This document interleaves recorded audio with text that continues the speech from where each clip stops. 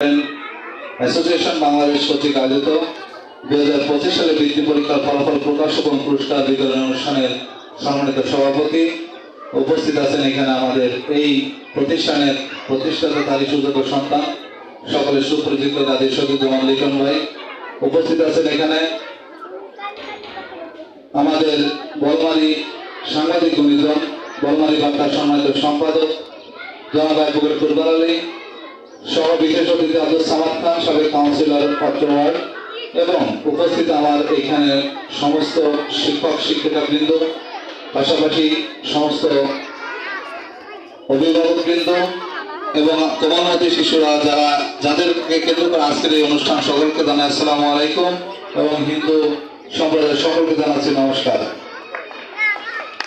প্রিয় উপস্থিতি, আমরা আজকে এখানে দাঁড়িয়ে যে অনুষ্ঠানের সূচনা করছি এদের নতুন বাংলাদেশ বিনির্মাণের একটি অনুষ্ঠান।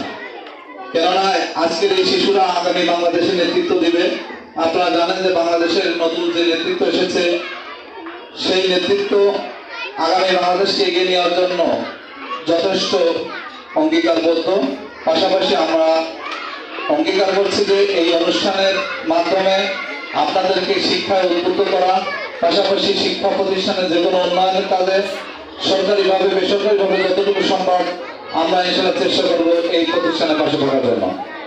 প্রিয় উপস্থিতি, এই প্রতিষ্ঠানটি আসলে আমার পরিবারের একটি প্রতিষ্ঠান। কিভাবে আমাদের পরিবারের যারা আমাদের সেকেন্ড জেনারেশন আছে অর্থাৎ আমাদের ছেলে মেয়ে বাতিজা যারা আছেন এরা সবাই ঢাকাতেই পড়েন, কিন্তু পড়ার আগে কিন্তু বলমারিতে যতটুকু শিক্ষা অর্জন করে গেছেন তারা কিন্তু এই স্কুলেই করে গেছেন, এই দিকে কিন্তু করেন।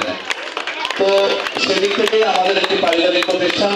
আমরা এই প্রতিষ্ঠানকে বেছে নিয়েছিলাম কারণ এখানে একটি সুন্দর মার্জিত এবং একটি সেফটি শিক্ষা যেটা দেওয়া হয়, পাশাপাশি আপনাদের একটি মনোরম পরিবেশে এখানে বাজারের একটি কর্নারে।